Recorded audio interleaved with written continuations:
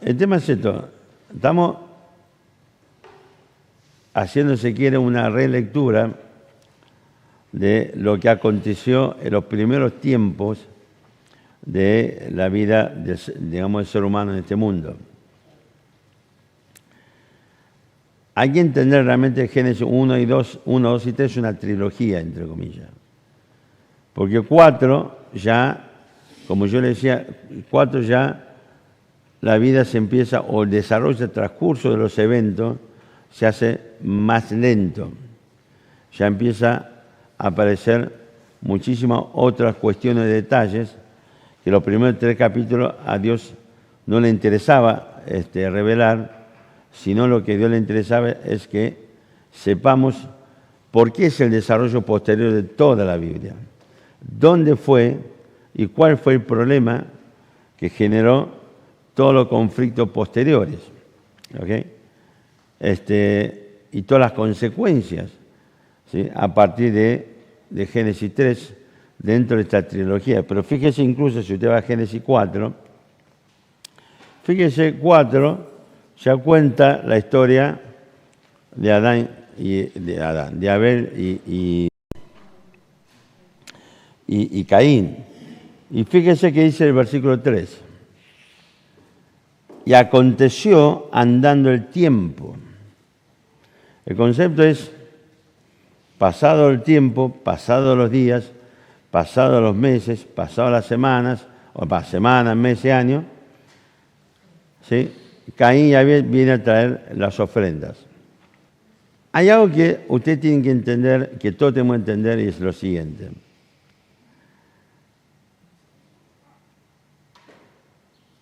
Está esta posición, esta postura filosófica, conocido como, o sea, que habla precisamente ese concepto del empirismo, y el planteo es, ¿se acuerda que Milei, el presidente Milei, para hablar sobre su proyecto político, habló ¿se acuerda de esta frase que lo hemos visto incluso charlado en la iglesia?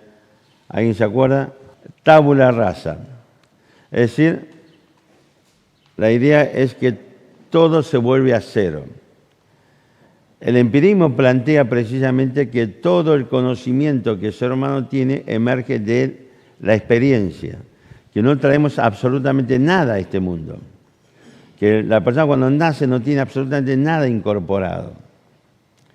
Claro, si esto es así, entonces tengo un problema. Es cómo se adquieren los conocimientos. No ahora, por supuesto, es mucho más fácil pensar, pero en el comienzo, en el principio. O sea, cuando comenzó todas las cosas, si los primeros hombres y mujeres, aún pensando, aceptando todo este tema de la evolución y cosas por el estilo, si no tenían conocimiento entonces yo creo que jamás habría sido posible la evolución. ¿Cómo sé yo qué comer? ¿Cómo sé yo, digamos, qué tipo de plantas tiene carácter medicinal y qué no? Y así sucesivamente, porque, o sea, si nosotros vamos un poco y encontramos hongos, digamos, por el piso, la realidad es que, a no ser que usted sepa, el tema es, si no, para mí todos son comestibles. Pero el ser humano sabe cuáles son comestibles y cuáles no, pero si esto fue adquirido por un conocimiento experimental, antes de esto se murió un montón de gente envenenada porque aparte no existe uno, sino existen muchas clases de hongos, y hasta que probamos todo se me murió media manada de chimpancé, entre otras cosas. Así que no hay ninguna duda que Dios transmite ese conocimiento y lo que le permite al hombre, ¿sí?, poder desarrollar la vida en la tierra. Y una cosa que aparece aquí es Caín y Abel ofreciendo sacrificio. O sea, aconteció, con el paso de los tiempos, vino Caín y Abel a ofrecer sacrificio. A no ser que usted entienda que un día Caín y Abel dijo que estaba jugando a la payana, tinenti, lo que sea, o la figurita, al chupi, Vieron que el chupi, que era para jugar las figuritas, ¿se acuerdan? Entonces vos ponías una figura sobre otra, tenías que pegar así con la palma de la mano y tenías que dar la vuelta. Si da vuelta te ganaba, te llevaba toda la figurita. El tema es que entonces los dos hermanos estaban jugando y uno dijo, che, ¿por qué no hacemos algo nuevo? Dale, a ver qué quiere hacer. Y si hacemos un sacrificio, ¡fua! ¡Qué buena idea! ¿Y qué es? No tengo ni idea, pero bueno, inventemos algo, vamos a crear algo. ¿Se entiende lo que estoy diciendo? Es decir, que aconteció que pasando el tiempo, en el tiempo que Dios señaló, ellos decidieron realizar un sacrificio. ¿Cómo sabían que tenían que hacer un sacrificio? Indudablemente fue instruido por Dios. Alguien está diciendo, pastor, estás especulando. Ah, sí. Vamos al capítulo 3 de Génesis. Fíjese lo siguiente, lo que dice el versículo 21. Inmediatamente después de la promesa de Génesis 3:15, Dios decide introducir un cambio. ¿Adán y Eva hasta ese momento estaban desnudos, sí o no? No, señor. Se cosieron delantales con hojas de higuera. Se lo tiro simplemente para que juegue e investigue. En todo el libro de Génesis hay solamente 2 tipos de hojas que son nombrados por su nombre. Uno es esta, ¿sí? Con hoja de higuera. Después hay otro, digamos, hoja que también no fue nombrada por su nombre. Si le interesa, búsquelo, ¿sí? O lea todo el libro de Génesis, los 52 capítulos del libro de Génesis, y me lo puede decir. O era 53 capítulos que tiene Génesis. Por Dios, por favor, ¿cuántos capítulos tiene el libro de Génesis? 50 capítulos tiene el libro de Génesis, por favor. ¿Cuál es el libro que le sigue a Génesis? Éxodo, muy bien. Se le está quemando la neurona. ¿Cuántos capítulos tiene el libro de Éxodo? Ok, no vamos a seguir porque nos vamos al tema. Ahora, es más, por ejemplo, Salmo 119. ¿Cuántos versículos tiene Salmo 119? 176, muy bien. ¿Podría haber tenido 175 versículos? ¿O 177? Usted sabe que no, que Salmo 119 sí o sí tiene que tener 176 versículos. ¿Quiere saber por qué? Investíguelo. O esta tarde aparece con una picada por acá y lo charlamos. Fíjese que Adán y Eva inmediatamente que pecaron, se cosieron, digamos, un delantal con hoja de higuera. ¿Y qué es lo que Dios hace con ese delantal? Versículo 21 de Génesis 3, alguien que lo pueda leer con voz fuerte. Y Jehová Dios hizo al hombre y a su mujer túnicas de pieles y los vistió. Ok, fíjese lo siguiente. Esto es lo que la Biblia, lo que hablamos, lo que se llama revelación progresiva. Yo sé acá lo siguiente, Dios cambia las obras de la mano de Adán y Eva y lo cambia por algo que Dios hizo. Dios hizo túnica de pieles y lo vistió a Adán y Eva. ¿Ok?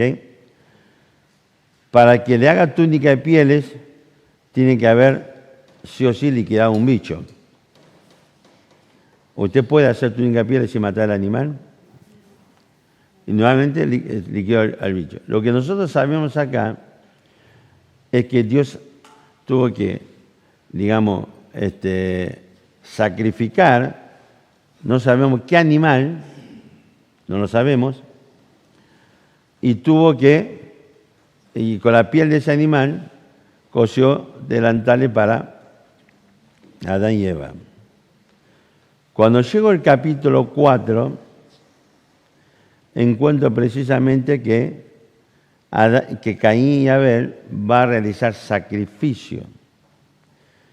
Si la deducción lógica es que Dios en el versículo 21 estaba enseñando, instruyendo acerca del sacrificio. ¿Ok? Y la pregunta es, ¿por qué cree usted que Dios miró con agrado, ¿sí?, la ofrenda de Abel y no la ofrenda de Caín? Porque la verdad es que Caín se rompió el lomo también, porque no es nada sencilla la vida de un agricultor. ¿Ok? Y se lo digo por experiencia. No que haya sido yo agricultor, sino mi familia, ¿ok?, tanto el lado padre y madre, viene de familias, digamos, de agricultores. De hecho, en esa época, lo que me contaba, mis padres allá en China, por ejemplo, supongamos que en el medio digamos, de diferentes campos, o sea, diferentes dueños que tiene, digamos, y donde se une la intersección de los campos, se cava un pozo profundo y se llenaba ese pozo ¿de qué? De los desechos orgánicos de toda la gente de estas familias.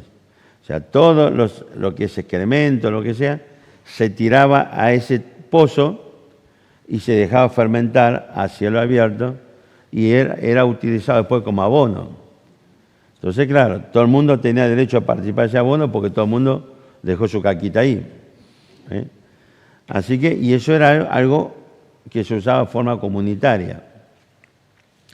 Y es dura realmente la vida de un agricultor, porque hay un montón de factores que pueden salir mal y tuviste una cosecha de porquería y vas a pasar hambre. ¿Okay? Así que lo de Caín no es simplemente algo que el tipo fue al mercado, se compró una frutita, se trajo y lo puso como ofrenda. Al contrario, sabemos que fue el esfuerzo que él hizo. Pero Dios miró con agrado la ofrenda de Caín, digo de Abel y no de Caín. ¿Ustedes se preguntaron una vez por qué? ¿Entienden lo que estoy preguntando? Se preguntaron una vez, che, ¿y por qué Dios miró con agrado lo de Abel? Que encima, si se quiere, fue la parte más sencilla. Pues lo único que tiene que hacer es andar con las ovejitas por todos lados a que se ponga a pastar. O sea, el tipo no tiene que hacer nada, además. Encuentra un buen lugar para pastar, deja las ovejas y el negro se tira bajo un árbol a rascarse a cuatro manos y dormir.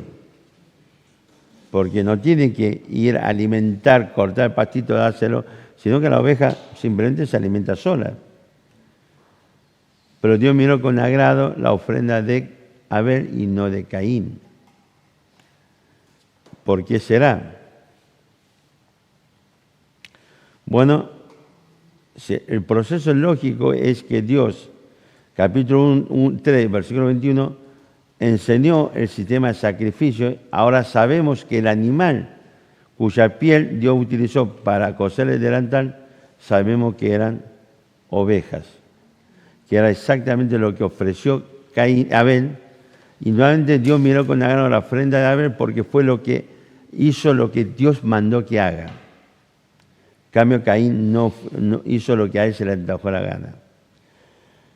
Sabemos, y esto lo hemos visto también en uno de los campamentos, en la revelación progresiva, que Caín no trajo el fruto de su trabajo porque consideró que era lo mejor que podía darle a Dios. ¿Por qué? Porque el tema es porque Génesis 3 nos revela ya cómo va a ser el sistema, porque Dios prometió que la simiente de la mujer iba a destruir a Satanás y reventar toda, digamos, este entramado de reino tenebroso que Satanás ha creado. Y Génesis 3:21 Dios ya nos revela cómo es que va a llevar adelante este proceso, mediante sacrificio. ¿Ok?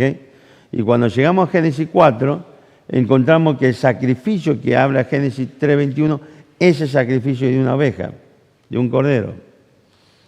Y Caín tenía la misma instrucción, pero decide traer el fruto de su trabajo. Ahora, usted puede decir que Caín lo hizo porque consideró que era lo mejor que podía darle a Dios. ¿Se acuerdan? Vimos.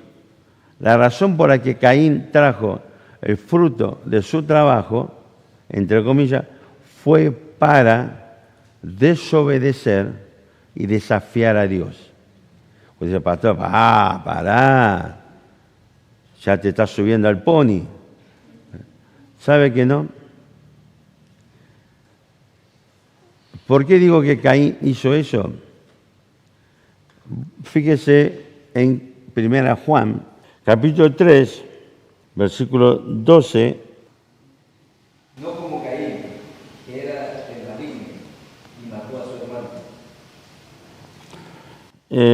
Y sí, ¿Y por qué causa lo mató? Porque sus ofrendas, sus obras eran malas y las de su hermano justas. Hebreo 11 nos va a decir que de Abel el justo lo llama. Y acá Juan nos dice que las obras de Caín eran malas. ¿Ok? En cambio, la de Caín era justa. ¿Por qué? Porque era lo que Dios mandó y estableció, y Caín hizo exactamente lo contrario. Las obras de Caín eran malas. Él trajo aquellas cosas que era ni siquiera por error, por una mala decisión, sino que Juan nos asevera que esas obras eran malas. Así que no eran obras que provenían de Dios. Es más, comienza Juan diciendo que Caín era ¿de quién? Del maligno. Esto lo vimos, ¿se acuerdan la vez que mostramos a partir de Génesis 3:15 cómo el mundo se partió en dos y todo el proceso, digamos, todos los predecesores, el camino que Dios trazó para que llegue presente Cristo el Mesías, para morir en la cruz y darnos salvación y perdón de pecado. Y cómo a través de todo el Antiguo Testamento Satanás hizo su obra principal de Satanás fue impedir que el Mesías llegue. Si él podía cortarle el camino a la venida de Cristo y que Dios falle en este proceso, entonces él hubiese triunfado. De hecho, hubo un momento que la línea de ascendencia de Cristo estuvo pendiente, digamos, de un hilo. Cuando, si Satanás finalmente podía matar a un niño de 4 años, hubiera logrado su propósito. ¿Se acuerdan la historia? ¿Sí? Con esta mujer, ¿cómo se llamaba?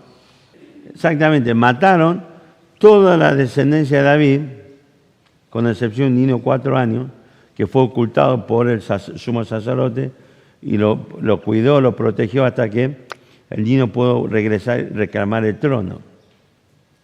¿Ok? Todo el Antiguo Testamento, cuando vuelva a leer la Biblia, vea que es el esfuerzo de Satanás constantemente para impedir que llegue el Mesías a este mundo. Así que ya Caín era el maligno y él buscó liquidar a Abel para impedir que Dios cumpla su propósito. Es más, ¿se acuerdan? Vimos en este pasaje 2 veces dice que Caín mató a su hermano. ¿Se acuerdan? En el griego la palabra mató significa ¿qué cosa? Degollar. Caín no lo mató revolviendo un cascote, sino lo degolló a su hermano. El concepto de esta palabra es ¿qué cosa?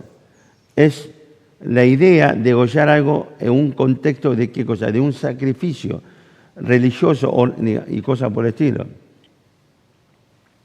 No estaría equivocado si uno piensa que Caín ofreció a Abel en el sacrificio a quien es su dueño, que es el maligno.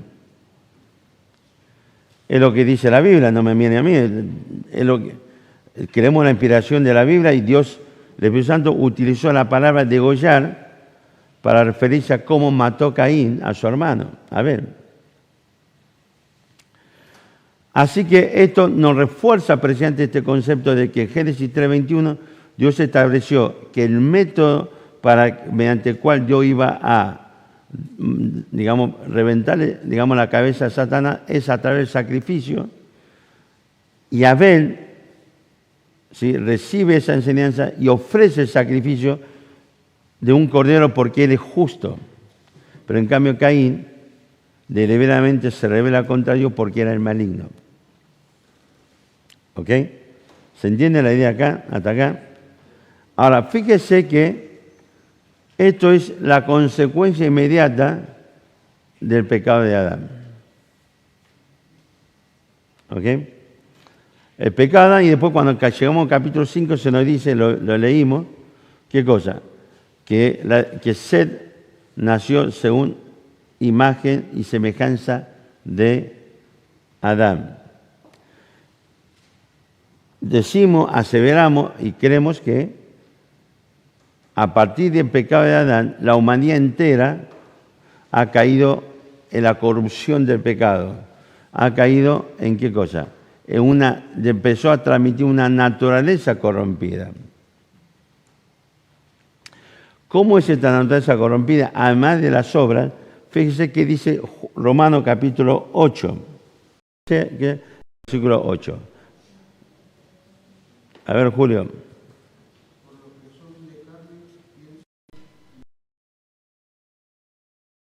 Usted sabe que, aunque, porque fíjese, dice así la Biblia, que cuando se acuerda en Mateo 28, a partir del versículo 19, Cristo comienza diciendo, toda potestad me he dado en el cielo y en la tierra. Pero también sabemos que Cristo volvió al cielo y entre las razones, Juan 14 dice que voy a preparar lugar para vosotros. Pero también tenemos la profecía en unos salmos, y lo cita por Hebreo, cuando Dios le dice, oh, Padre, dice a Cristo, siéntate a mi diestra hasta que ponga a todos tus enemigos por estrato de tus pies.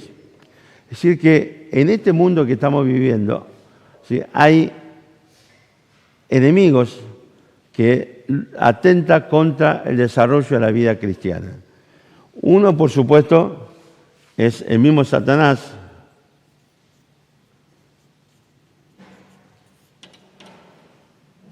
¿Ok?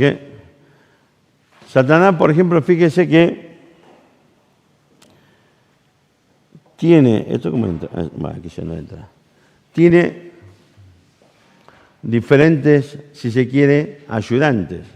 Sabemos, y es lo que la Biblia cuando habla de principado, potestad, de gobernar el aire y cosas por el estilo, hablan de la organización que Satanás tiene en qué cosa, entre sus secuaces, entre comillas, los ángeles caídos.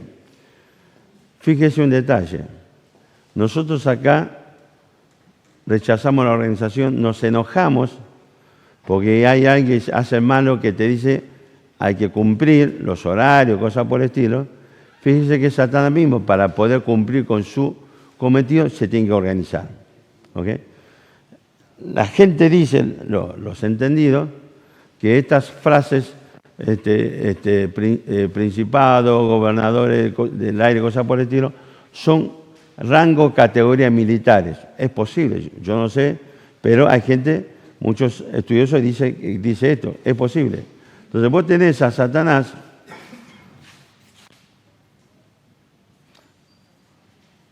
voy a poner así para no escribir tanto, los colaboradores directos de Satanás son sus secuaces,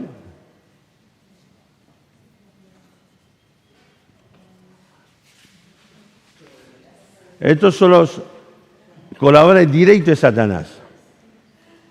¿Ok? Y después, perdón, ¿sabe por qué existen las suegras? Porque Satanás no es omnipresente. Es lógico. Después tenemos otro que es el sistema que creó Satanás, porque recuerden algo, cuando Adán, digamos, se rebela contra Dios, lo que él hace precisamente se somete a Satanás y le entrega el señorío que Dios le dio sobre la creación, se lo entrega a Satanás. De tal manera que 1 Juan, capítulo 5, nos va a decir que el mundo entero está bajo la influencia maligna. Vamos a Mateo capítulo 4, en la tentación, le estoy contando, no lo busqué. En la tentación, mal traducida tentación, sino que porque realmente dice la Biblia que Dios no puede ser tentado. Usted sabe que la misma palabra que traducimos como tentación también se traduce como prueba. Yo creo que lo que ocurrió allí que Cristo fue sometido a una prueba para demostrar, porque estuvo en el mismo lugar que Adán, y lo que Dios ha demostrado claramente después de Génesis 4 es que Jesucristo, a diferencia de Adán, no cedió ante la tentación de Satanás. O sea, era el Cordero digno de cumplir este mandato de morir en la cruz por nuestro pecado. Entonces, y en esa tentación o prueba de Cristo, Satanás, entre las cosas que le dice a Cristo, le ofrece algo. Dice, lo llevó a un lugar alto, a la cima, un monte, lo que sea, y le mostró todos los reinos de la tierra. Y le dice a Cristo, todo esto te lo voy a dar si postrado me adorares. Es que Satanás podía cumplir, entre comillas, esa promesa. Porque el reino entero, el mundo entero está bajo su gobierno. ¿Ok? Entonces, esto es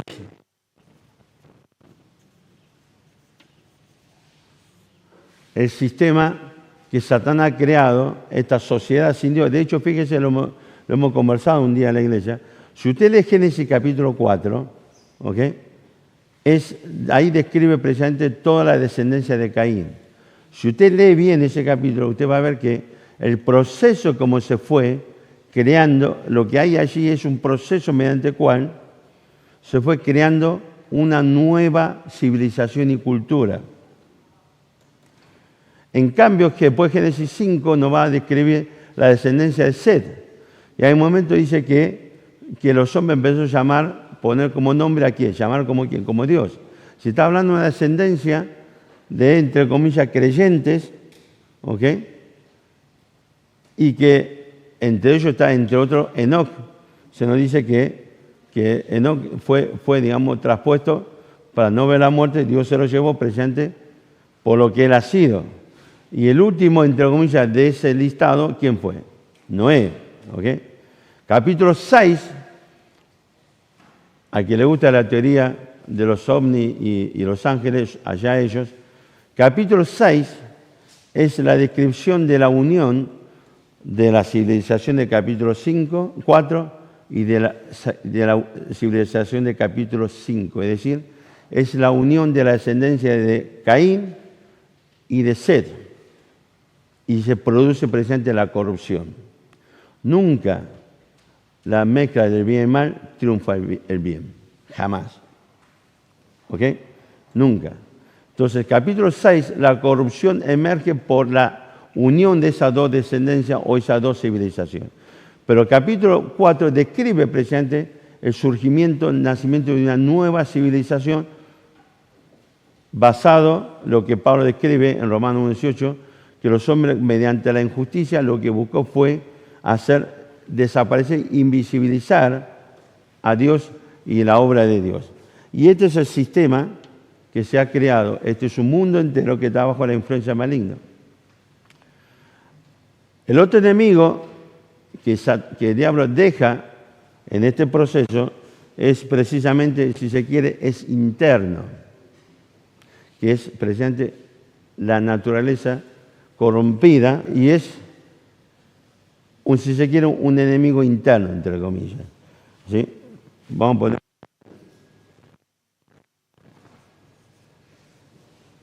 ¿Por qué? Porque de aquí nace, por ejemplo,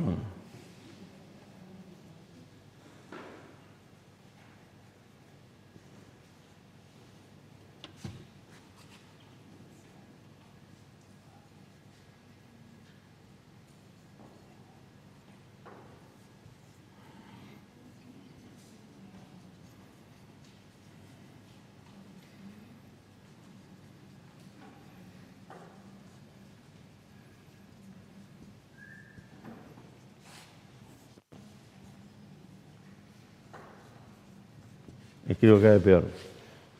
Todo esta lista, cuando usted encuentra la Biblia, Pablo, por ejemplo, habla del yo en Gálatas 2:20. Gálatas 5 nos habla, por ejemplo, en otro montón de pasajes, de la carne. Cuando se habla del viejo hombre, se habla de la pasada manera de vivir, etc. Todo eso es una misma cosa. No es que son diferentes cosas. Todo eso, todas esas frases hacen referencia a nuestra naturaleza caída, corrompida, que aunque usted haya creído en Cristo, sigue presente en nosotros. ¿Ok? Así que esto es lo que nos toca enfrentar como creyentes. Satán mismo desarrolla sus acciones, sea por sí mismo o a través de sus secuaces, ángeles caídos. ¿Vieron que según Pedro, por ejemplo, dice que hay ángeles caídos que están, digamos, ya recluidos en prisiones oscuras y cosas por el estilo? ¿Ok? El concepto que después Judas va a utilizar, que es Tartaros. ¿Por qué hay ángeles caídos que están libres dando vueltas y hay ángeles caídos que están en prisiones oscuras? Es una pregunta, ¿eh? Eso tiene que ver con otra cuestión que son el estado intermedio y el estado eterno. A quien le interesa es lo que divide, digamos, el estudio de la teología, divide lo que son el estado intermedio y el estado eterno. El infierno es el estado eterno. Ante el infierno todo es estado intermedio. Si a alguien le interesa saber qué es una cosa, qué es otro, otra vez, estoy muy benévolo, con una picadita me conformo. Y le explico. Este es lo que queda en nuestra vida cotidiana como cristianos. Ahora, antes de llegar a esto, quiero decirle lo siguiente. Vamos a Romanos,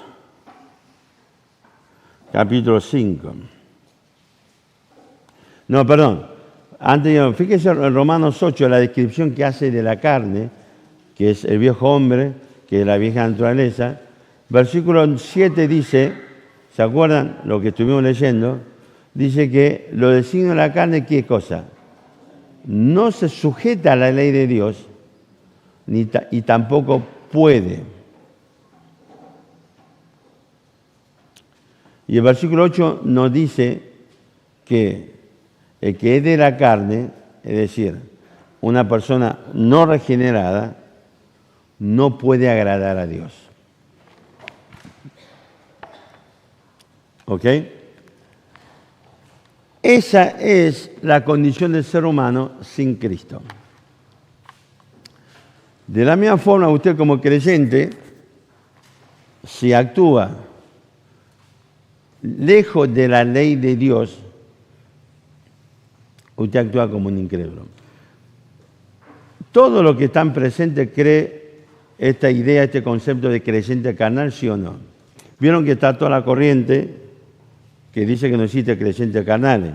De hecho, el abanderado o la Biblia de lo que sostiene esto es una obra del extinto pastor John MacArthur.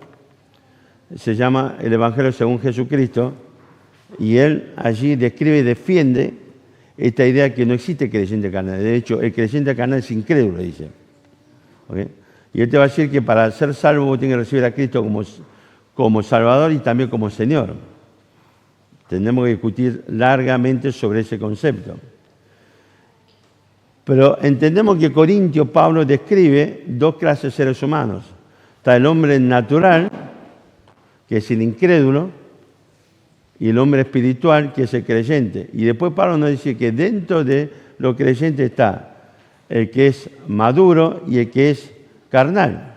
Y Pablo le dice, no pude, un momento le dice a los hermanos Corintios la carta, dice, no pude hablar como, ¿a quiénes? Como espirituales, sino como carnales. ¿Por qué? Porque aún lo son. No puede darle comer, digamos, alimentos sólidos, sino le tengo que seguir dando leche. O sea, la Biblia utiliza muy a menudo el desarrollo de la vida espiritual con la comparación de la vida física. Un niño cuando recién nace necesita leche, la leche de mamá, después se va a empezar a suplementar con leche, digamos, de origen animal, ¿ok? Y así sucesivamente.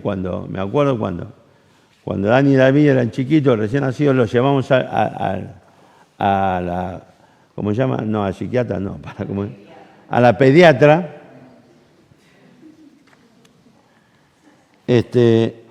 Siempre le preguntaba, le decía, ¿cuándo puede comer un choripán? Y la tipa me iba diciendo, ¿qué te pasa? No puede todavía. Entonces un día cuando le empezaron a dar papilla, yo le digo, ¿ya puede comer un choripán? Y me dice, no. Entonces un día me dice, ¿por qué quiere darle comer un choripán? Porque me lo quiere llevar a la cancha. Porque uno de los rituales más interesantes de la cancha es ir, comer una hamburguesa, comerse un choripán, y después entrar al templo divino del fútbol y alentar a Boca, o ponerse traje de alguien que va a ir al Polo Sur e entrar a la cancha arriba. Son las alternativas, ¿ok? Ahora, fíjese un detalle. La razón para que no pueda comer un choripán es que su organismo no está preparado. El organismo de ese niño es un organismo aún inmaduro. Así que Pablo utiliza este ejemplo precisamente para decirnos que el creyente carnal es un creyente inmaduro. Espiritualmente hablando, falta crecimiento.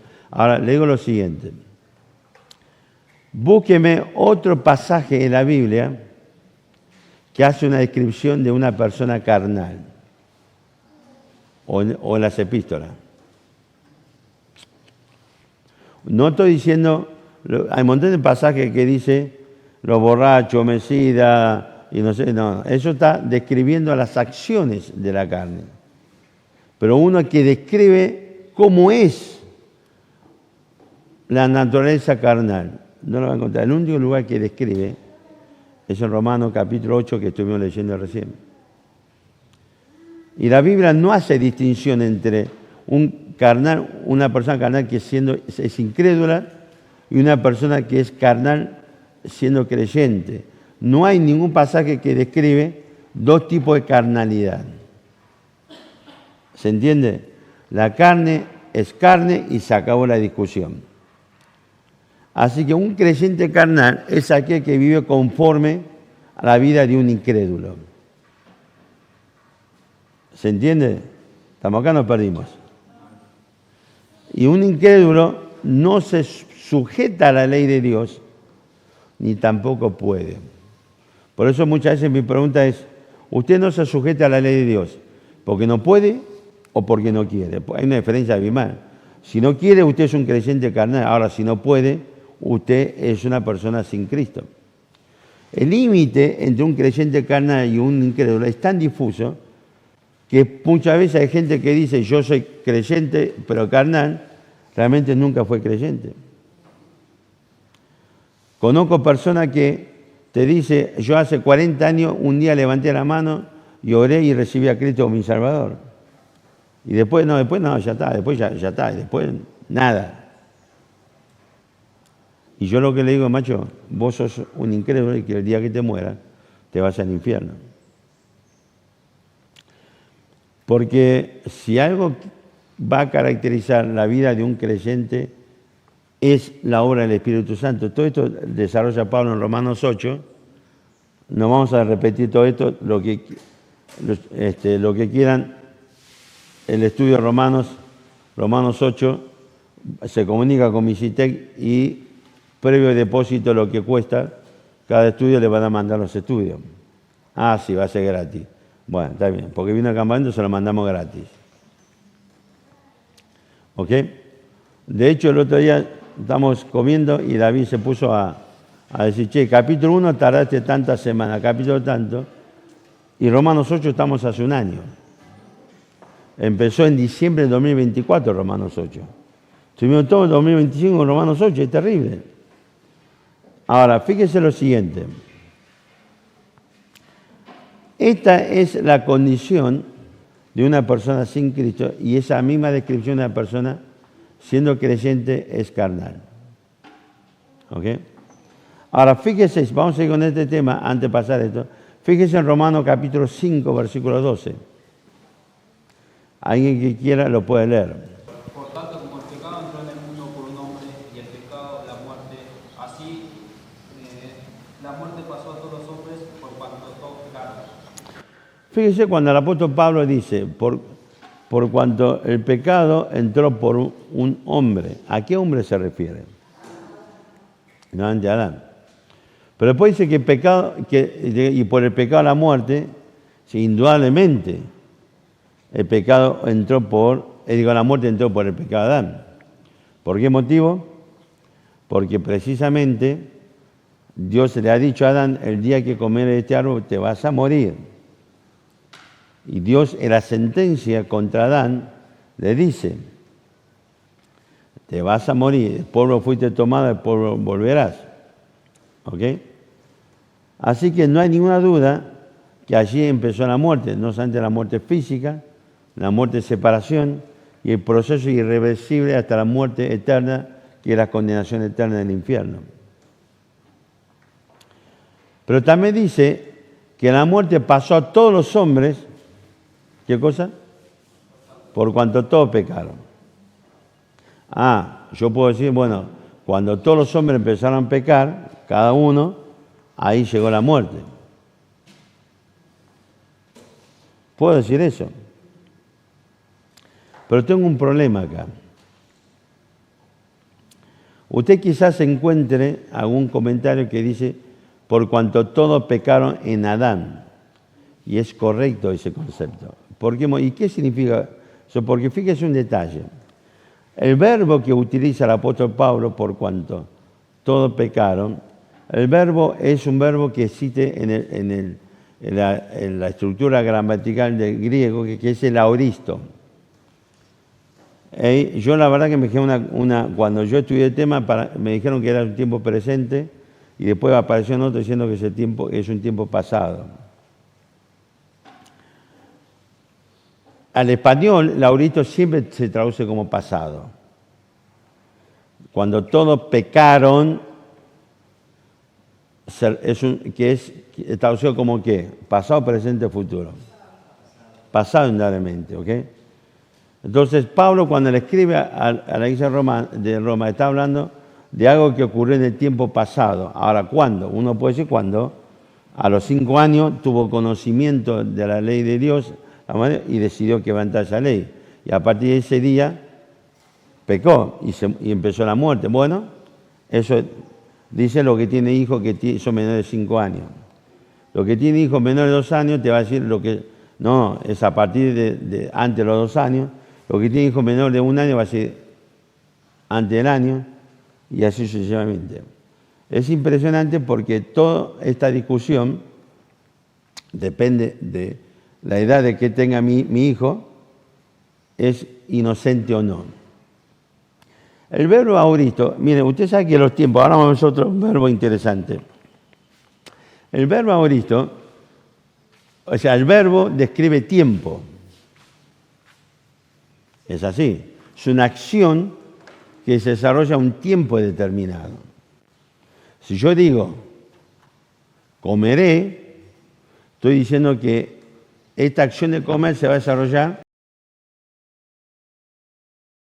1 hora, media hora, 10 minutos, dentro de un día, no sé, pero es una acción.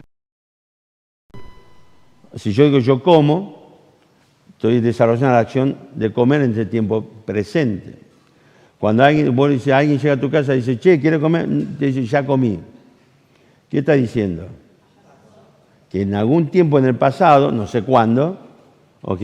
Después, ese tiempo más cerca, más lejos, te lo va a dar las diferentes conjugaciones verbales y tendrás el pretérito perfecto, el pretérito imperfecto, el plucuamperfecto y toda la mar en coche, como es la conjugación verbal en español.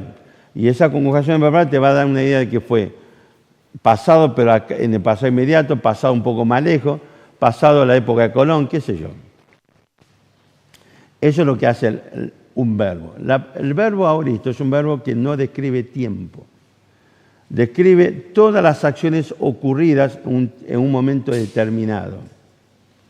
Y es un tiempo que se usa mucho en relación con la obra de Dios. ¿Se acuerdan? Vimos Romanos 8, 28 al 30, los 5 verbos, cuando el presciencia, predestinación, el llamado, la justificación y la glorificación, que los 5 verbos en el español está traducido en tiempo pasado y es correcto, los 5 verbos describen las acciones que Dios desarrolló en un momento determinado. No sé cuándo, porque no me escribe tiempo, simplemente me dice lo que Dios hizo en un momento determinado. Sabemos por el contexto de la Biblia, esto ocurrió en la eternidad pasada, antes que Dios haya creado todas las cosas. Y Pablo utiliza los 5 verbos precisamente en el tiempo auristo. ¿Ok? Describe algo, acciones que Dios desarrolló en un momento determinado. Lo que Pablo no está diciendo, cuando todos pecaron, está hablando de una acción que ocurrió en un momento determinado. Que todos los hombres en un momento determinado pecamos. ¿Cuándo? Cuando Adán pecó. De hecho, si lean el versículo 13, alguien quiere leer el 13. Pues antes de la ley había pecado en el mundo, pero donde no hay ley no se inculpa de pecado. Fíjese, después 14 sigue. Fíjese, Pablo argumenta de por qué que en Adán la humanidad entera pecó. Y dice, lee 14 también. No obstante, reinó la muerte desde Adán hasta Moisés, aún en los que no pecaron a la manera de la transgresión de Adán. Fíjese, dale, termina. El cual es figura del que había de venir. Perfecto. Fíjese que Pablo, capítulo 5, versículos 13 y 14, nos da un argumento lógico y legal. ¿Por qué digo que toda la humanidad pecó en Adán? Y entonces Pablo dice, te voy a demostrar, si la muerte entró por el pecado, y el pecado por un hombre, y yo digo que toda la humanidad pecó en Adán, y te voy a demostrarlo. Mire, antes de Moisés no había norma directa de Dios. De hecho, si usted se fija en la Biblia, esto es correcto. Con Adán hubo una norma directa de Dios. Con Moisés, Dios vuelve a dar su norma directa al pueblo de Israel. En el medio, la dispensación de la conciencia, la dispensación del gobierno humano, la dispensación de la promesa. ¿Ok? Recuerden que tenemos 7 dispensaciones. Comienza la dispensación de inocencia, luego el pecado de Adán, capítulo 3, capítulo 4 ya comienza la dispensación de la conciencia. Capítulo 9 comienza después del diluvio, el juicio del diluvio, la dispensación del gobierno humano. Y capítulo 12 comienza con Abraham la dispensación de la promesa. Y luego viene la dispensación de la ley. Entonces Pablo dice, antes de la ley, antes de Moisés no había ley indirecta que Dios le ha dado al hombre. Pero igual murieron, ¿sí?, conforme a la transgresión de Adán. Entonces lo que Pablo está diciendo es algo simple. Aunque no es directa, y sabemos después por el capítulo 2 por qué motivo de Romanos, igual la gente se moría. Porque dice Pablo, donde no hay ley no se inculpa de pecado. ¿Ok? Es lo que decimos, si yo estoy andando por la calle y una lamparita se pone rojo y yo paso, y la policía me detiene y dice, te voy a hacer una infracción por cruzar semáforo rojo. Y vos le decís, ¿qué ley dice eso? Y si el cana te dice, no hay ninguna ley, te tiene que dejar ir. Si no hay ley, no hay delito. No hay infracción. Para que la infracción exista, tiene que haber un delito. Fíjese, justo ayer, no sé por qué motivo hablamos del ejemplo del cinturón de seguridad. Acá en la Argentina, hace un par de años atrás, no era obligatorio utilizar cinturón de seguridad. Vos subías y no te ponías, no pasa nada. Dani y David, cuando eran chiquitos, no sé si en el jardín o en la primaria, fueron a hacer como una excursión a un lugar que digamos era dirección de tránsito, una cosa así, y la persona que estaba enseñando le decía que tiene que utilizar siempre cinturón de seguridad cuando maneja. Y esto alcahuete que dijo, papá no lo usa. Manga, buchones, loco. Antiguamente no había una ley que dice que eso es obligatorio, entonces si yo quería usar, si no quiero, no lo uso. Pero cuando vino la ley y no lo uso, recibo el...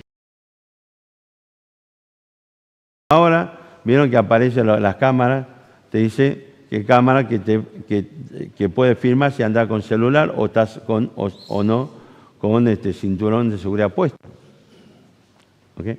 Entonces Pablo dice, che, pero antes de Moisés no había ley, pero igual murieron según la transgresión de Adán. Entonces Pablo con esto está argumentando ¿qué cosa?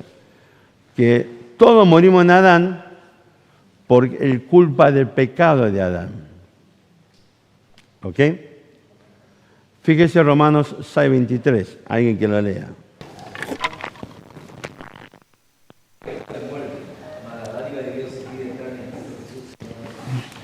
Pregunto, pastor, no te quiero poner en compromiso. ¿Cuántos pecados hay en tu vida? ¿Uno o montón? ¿Por cuál de esos pecados recibiste la paga de la muerte? Porque Romanos 6:20 dice, porque la paga del pecado es muerte. No de los pecados. No siempre, y esto hay que entenderlo, vamos a ser honestos, no siempre que aparece palabra pecado en singular se refiere al pecado de Adán. Usted lo tiene que ver en el contexto. ¿A qué se refiere? En este contexto Pablo dice en Romanos 5:12, por un pecado pasó la muerte a todos. En el mismo contexto Pablo en Romanos 6:23 dice, la paga del pecado, bueno, es la muerte, mas la dádiva de Dios es vida eterna en Cristo Jesús. ¿Se entiende? Entonces, el punto es que nosotros no le damos el valor que corresponde a lo que ocurrió en Génesis 3 con el pecado de Adán. Que la descripción posterior que la Biblia hace de esto nos da una idea clara de lo terrible que fue ese evento. Ahora, si yo morí o la consecuencia del pecado recayó sobre mí en el pecado de Adán, quiere decir que yo también estoy condenado. Porque la consecuencia del pecado, la condenación, es la muerte. Si yo en Adán, a partir de Adán, recibo la muerte, quiere decir que yo recibo la condenación también. ¿Es lógico o no? Juan capítulo 3. Nosotros todos creo que, o muchos, sabemos de memoria Juan capítulo 3, versículo 16. Por cuanto todos pecaron, están... Ay, Dios, por cuanto... amó Dios al mundo, que ha dado su Hijo unigénito para que todo aquel que en él cree no se pierda. Ahora, realmente es una trilogía. Hay que aprender ese versículo junto con el 17 y el 18. Vamos a leer los tres versículos. Alguien que lea el 16, alguien el 17 y alguien el 18. Juan 3, 16, 17. A ver. Porque de tal manera amó Dios al mundo que ha dado su Hijo unigénito para que todo aquel que en él cree no se pierda, mas tenga vida eterna. Porque no envió Dios a su Hijo al mundo para condenar a todos, sino para que el mundo sea salvo por él.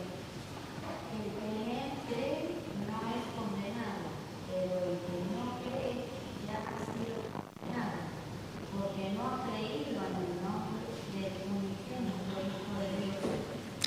Fíjese un detalle. Y un día el pastor Víctor le pica un bichito de la duda. ¿Mi esposa me ama? O anda como Hugo revoloteando por Córdoba. Ahí metiendo el puñal, ¿viste? Y entonces Pastor Lucas le dice a su esposa, mi amor, ¿me amás?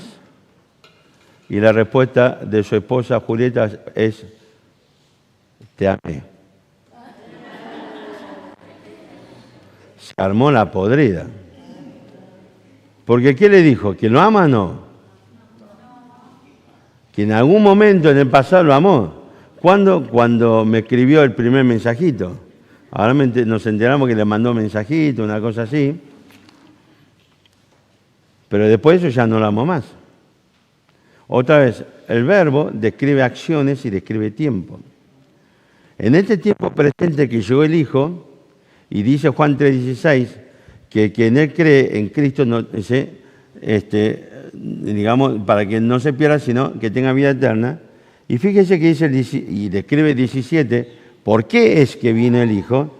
18 dice así, el que en él cree, en este tiempo presente, no es condenado, pero el que no cree será condenado, dice, ya ha sido condenado. Ya ha sido condenado.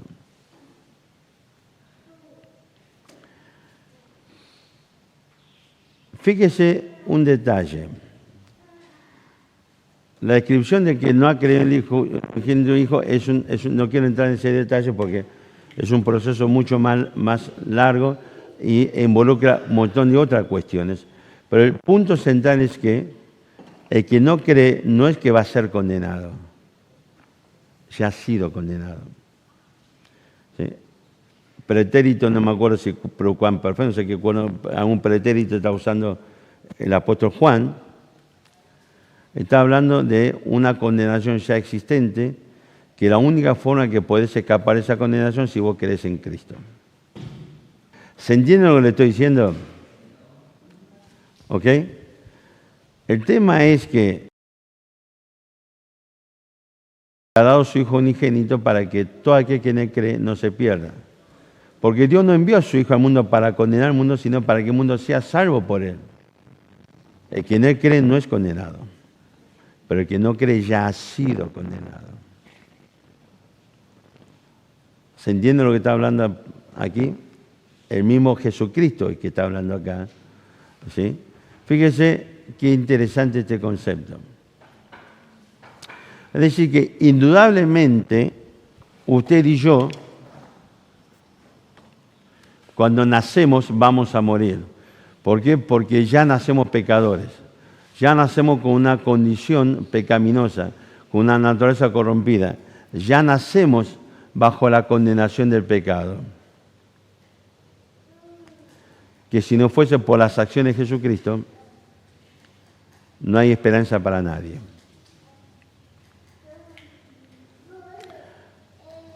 Y la realidad es que la Biblia describe esa condición con la que nacemos. Es decir que,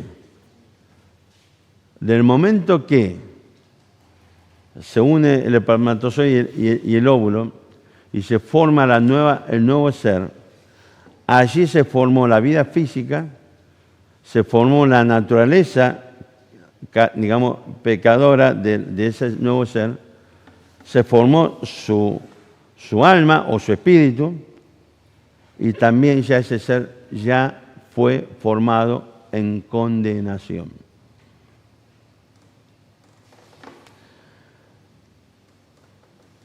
¿Se acuerdan? No sé si se acuerda. No sé si está grabado o editado ese estudio. Habíamos tenido un tiempo un estudio titulado ¿Cómo pastorear el corazón de tu hijo? Si ustedes se acuerdan, los más viejos se acuerdan, cuando comencé con esta serie, pedí a todos que traigan a los niños chiquititos que se pare delante. Y la pregunta es, ¿qué es lo que ustedes están viendo? Nosotros, bajo la influencia de la cultura de este mundo, vemos a nuestros niños como puros e inocentes. Así lo decir que es un demonio que está esperando explotar y manifestar toda su condición de ser humano caído bajo la condenación del pecado.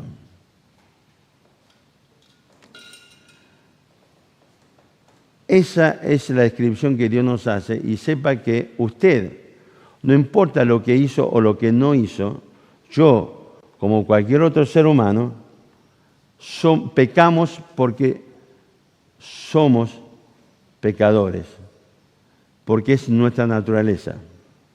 No es que usted un día chupó la sangre de algún ser humano y se transformó después en Drácula, en un vampiro. No. Nosotros ya nacemos pecadores, bajo la condenación del pecado, y como todos los seres humanos necesitamos exactamente el mismo remedio para solucionar el problema de la condenación del pecado que es Jesucristo. Cuando quizás usted piense como muchas personas incrédulas, cuando uno le comparte el Evangelio, te dice, bueno, yo no soy tan malo. El problema no es que seas malo o no. El problema es que ya digamos, has sido condenado. El problema no es si Dios sabe que fui siempre una buena persona.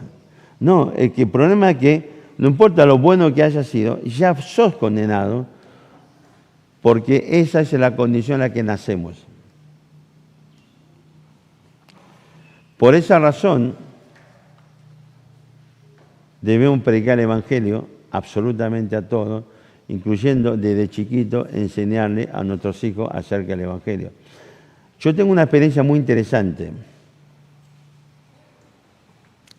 para que vea que los chicos cuando nacen no son tontitos que no saben nada. Cuando mi esposa estaba embarazada de Dani, ¿yo qué hacía? Toda la noche, al acostarnos, le levantaba el camisón, le empezaba a dar beso a la panza y le decía, hola bebé, soy papá. Es solo beso de papá, le decía. Y después, ¿qué hacía? Le cantaba, dale vos, dale vos, dale boca. Es así, estaba el padre y le cantaba, dale boca. Cuando él nació, ahora yo quería participar de cosas, digamos, del parto. Ok, quería participar del parto y entonces estaba ahí que sí, que no, que sí, que no. Y después, bueno, justo se dio una serie de circunstancias adversas que el médico dijo, no, hay que ir ahora al quirófano y tienen que ser por cesárea. Uy, la pucha, digo. Yo quería participar, quiero estar presente del parto. Y me dijo, no. Entonces dije, bueno, ¿puedo entrar al quirófano? Y dice, no. ¿Por qué? Porque es una operación, me decía. Y entonces, mientras me acuerdo, bajamos el ascensor hacia el quirófano. Yo le estaba hablando, le decía a la partera dice, y a los médicos, che, ¿qué quieren comer? ¿Quieren algo? ¿Necesitan algo? Y me mira diciendo, ¿que no estás comiendo? Sí. Déjeme entrar. Y aparte me dice, pero en un momento que, aparte de lo que necesito saber si es varón o es nena. Me dice, ¿para qué quieres saber? Porque si es nena me tengo que rajar el país. Porque levanté tanta apuesta, porque todos me apostaban que era nena, yo apostaba que era varón. Nació a las 2:00 de la mañana, y antes de las 3 de la mañana, en esa época no había teléfono celular, antes de las 3 de la mañana, ahora de las 3 de la mañana, 3:30, me compré las fichas, me fui al teléfono público y empecé a llamar, despertar a todos los deudores. Garpen porque es un varón. Entonces, ¿qué hicieron? Como hinché tanto, me dijeron, entonces, después que entró el quirófano, vino uno de los obstetras, me dice, ven y me llama, y me lleva a un cuartito, me da esa botita, esa porquería, no sé qué, me pone una bata, me pone una cofia, me dice, espera, que cuando sale tu hijo, o sea, yo estaba en un cuartito de este lado, enfrente estaba un cuartito que estaba el neonatólogo. Entonces, cuando sale, te venís allá y ves todos los primeros, digamos, tratamientos que se le hace a un bebé cuando nace. Y aparte yo le dije, necesito saber si es varón o no. Y el negro salió corriendo, con Dani así, en brazos, gritando, ¡es varón, es varón! Y lo escuchó en medio Buenos Aires. Mi suegro estaban afuera, escuché y no entendía por qué. Y ahí me lleva al cuartito, a la sala que estaba el neonatólogo, y el negro lloraba, obvio, lloraba, chillaba, y le estaba haciendo todo primero el control, y yo no sabía, usted sabe que el bebé se pone una camilla y arriba hay una estufa. Claro, lo que tiene es mantener la temperatura, digamos que tenía la panza la madre, que es 48 grados, saben que es así. ¿Por qué? ¿Cuál es la temperatura que el pibe nadó durante 9 meses? Muy bien, por eso cuando usted le pone el termómetro, tiene 36, 37, dice no tiene fiebre. Si tiene 32 está muerto, eso es un cadáver. Entonces fíjese, y el negro lloraba, lo médicos le ponía gotita a los ojos, no sé qué le ponía a la nariz, que la boquita, y él seguía llorando. Y ahí me acerco, le empiezo a acariciar ¿cómo se llama? El cachete, después le agarro la manito o sea, en la palma, me acerco al oído, le empiezo a dar besos y le digo, lo mismo que le decía cuando estaba embarazada mi esposa, dice, hola bebé, soy papá. Y Dani automáticamente cerró su mano, me agarró el dedo y dejó de llorar. Y el médico que estaba parado mío se quedó mirando y dice, mirá cómo te reconoció la voz. Así que no trate a su hijo como un tontito que no conoce, que no sabe, que no entiende. Háblele de Cristo. Así sea un bebé, porque entiende. Ahora, tal vez usted dirá, pastor, ¿cómo?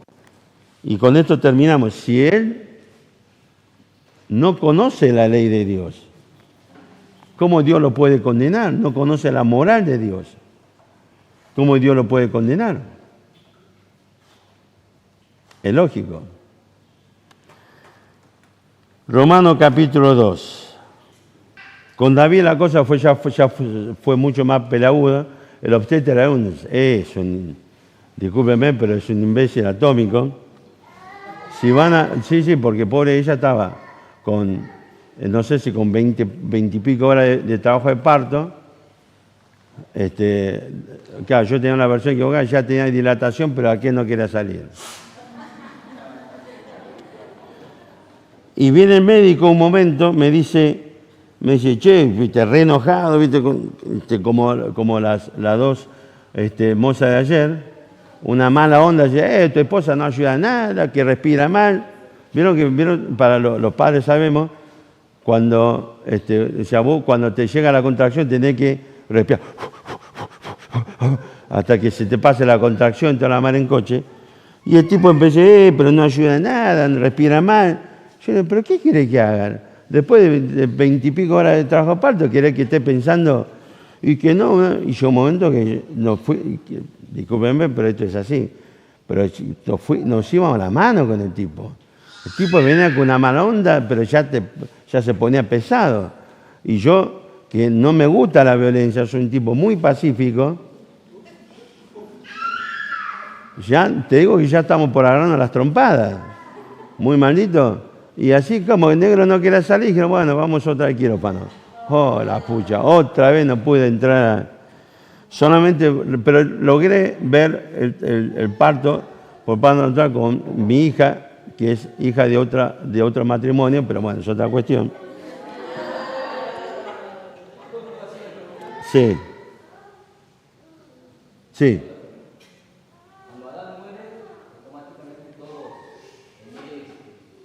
¿Automáticamente quién? Perdón.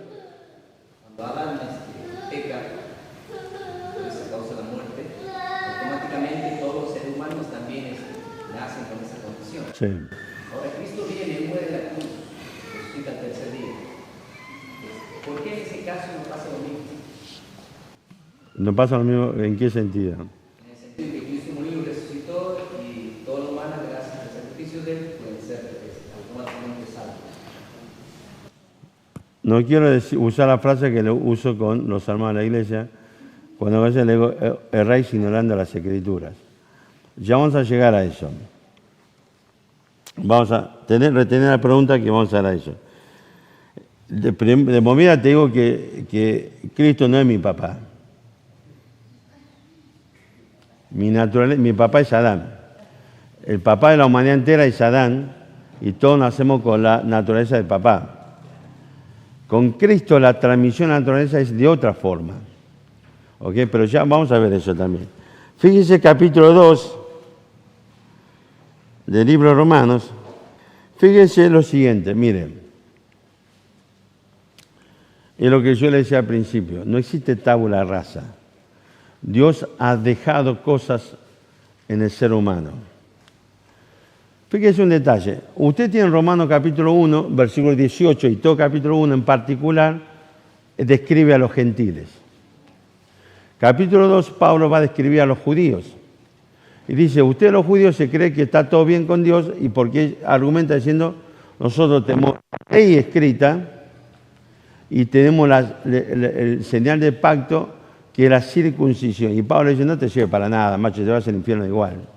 Por eso cuando llega al capítulo 3, Pablo dice, hemos puesto a todo el mundo bajo el pecado, judíos y gentiles.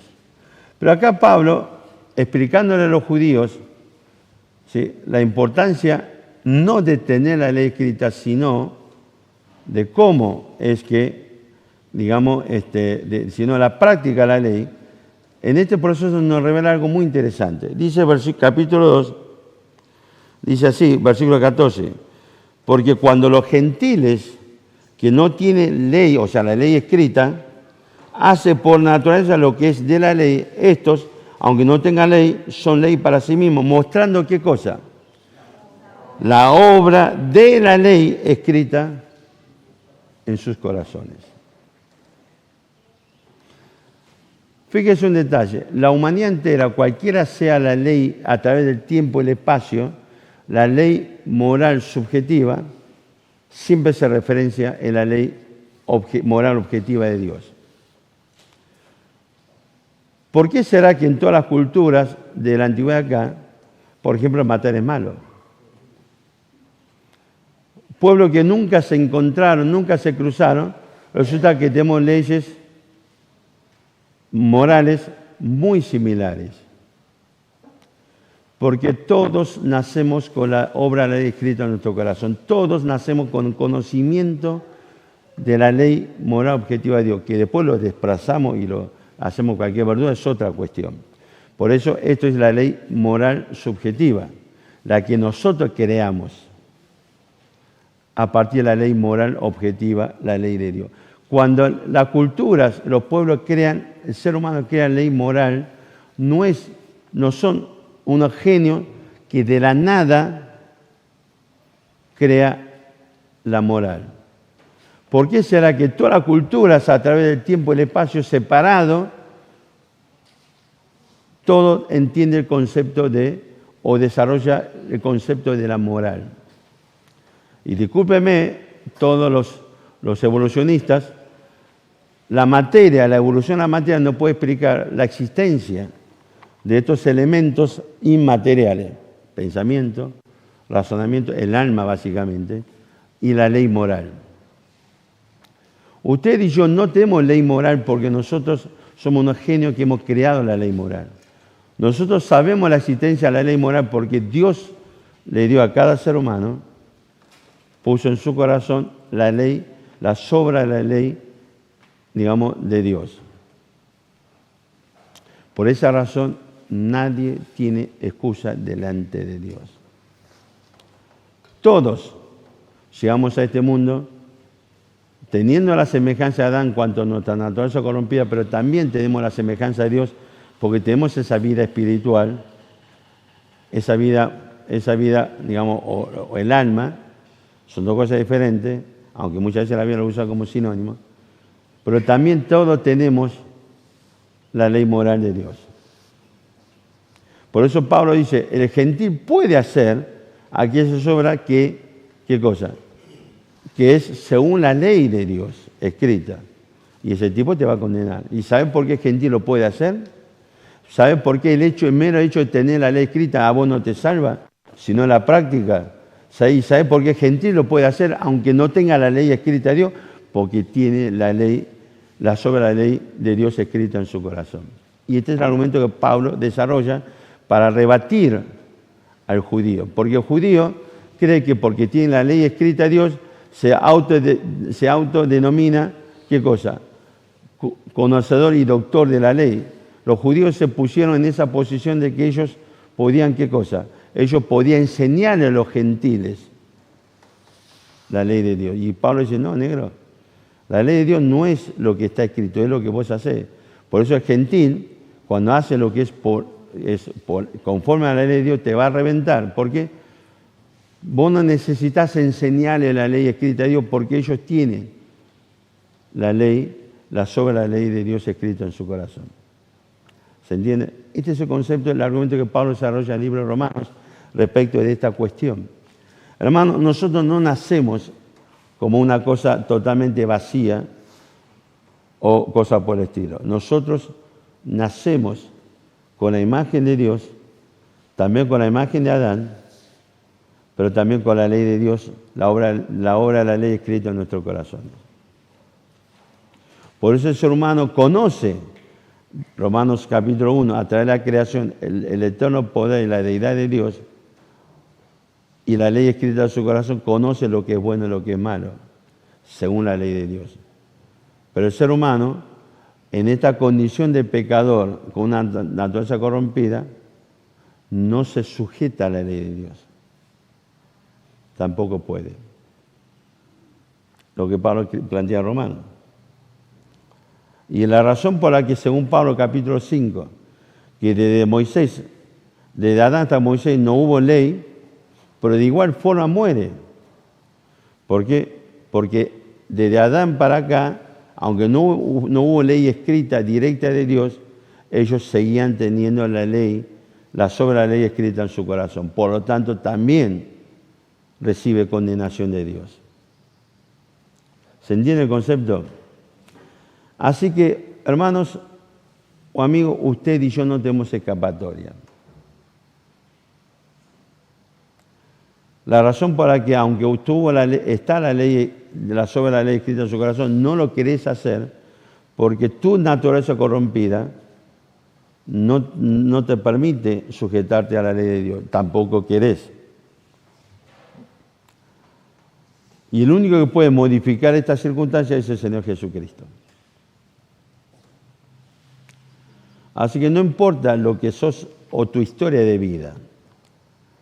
No importa si venís de cuna de oro o quizás de una cuna o de un lugar donde ni siquiera había cuna. No importa si toda tu vida tuviste unos padres desastrosos o gracias a Dios tuviste unos padres amorosos. No importa si estudiaste o no estudiaste. No importa cuál es tu oficio, cuál es tu profesión. Nada de eso tiene relevancia ante Dios. Porque el problema nuestro con Dios es nuestro pecado.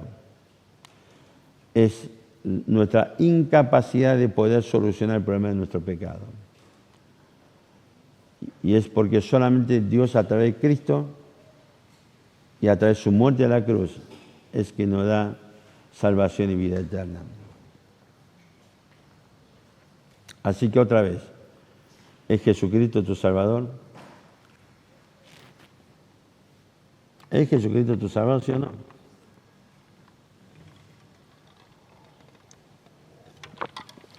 No te estoy preguntando ni siquiera si naciste en una familia cristiana. O tal vez, quizás,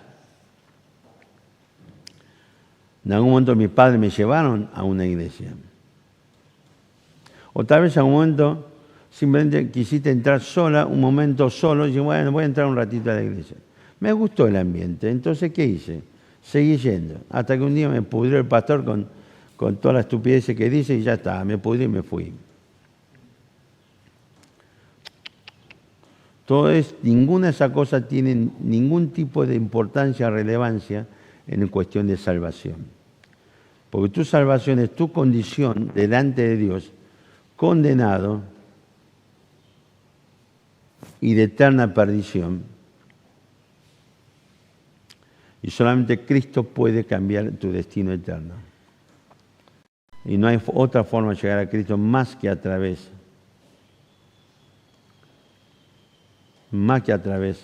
de una total confianza en su persona, en su obra de la cruz, como único medio para salvación y perdón de pecado.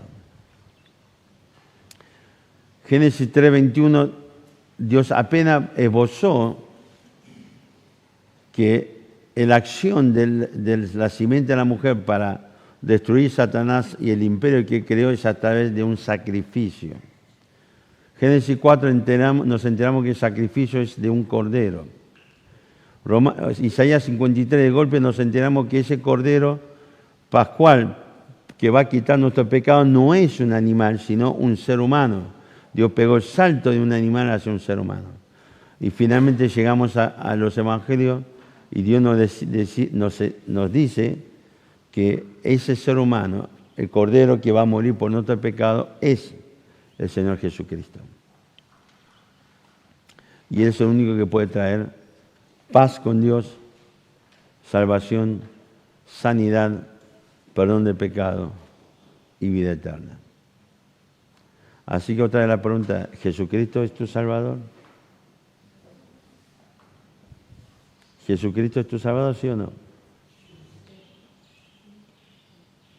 Así que es algo que me gustaría que esté pensando, meditando en el transcurso de este día, mientras estamos almorzando, vamos a la playa. Recuerden el pasaje con el que empezamos. Está determinado que el hombre muera una sola vez y después el juicio. A no ser que usted tenga el futuro comprado y sepa cuándo va a morir, bien por usted. Si no, la realidad es que nadie tiene futuro comprado. Le conté muchas veces esta historia, creo que esta semana también la conté, de un amigo que comía cualquier verdura como yo y pesaba lo que yo pesaba y nos encanta hacer ejercicio. La esposa, profesora de gimnasia y personal trainer. 31 años tenía cuando llamó a su marido y dijo, che, me siento un poco mal. Le voy a pedir a la vecina que me lleve hasta la clínica. A la 1 promedio entró a la clínica, 1:15 se murió de un paro fulminante.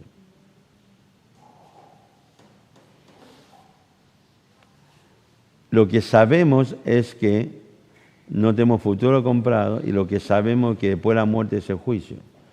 Por eso dice la palabra de Dios, si oyere hoy su voz, no endurezcáis vuestro corazón. Porque hoy es tiempo de salvación. ¿Vendrás a Cristo hoy para salvación y perdón del pecado?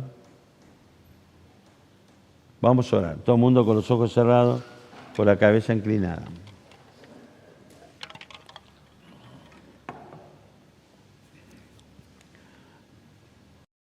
Seguramente esta debe ser la pregunta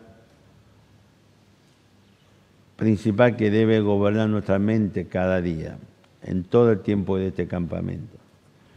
¿Es Jesucristo mi Salvador? ¿Sí o no?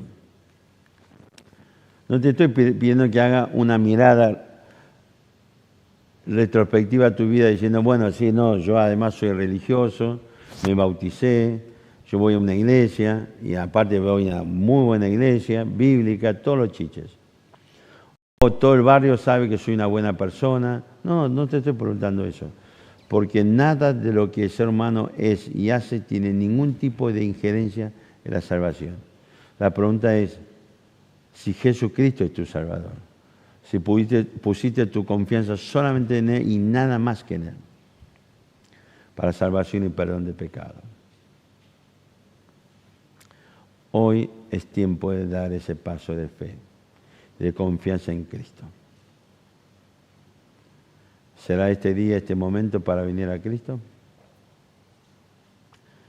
Padre, queremos darte gracias nuevamente por tu palabra. Gracias por todo lo que nos enseña, por todo lo que...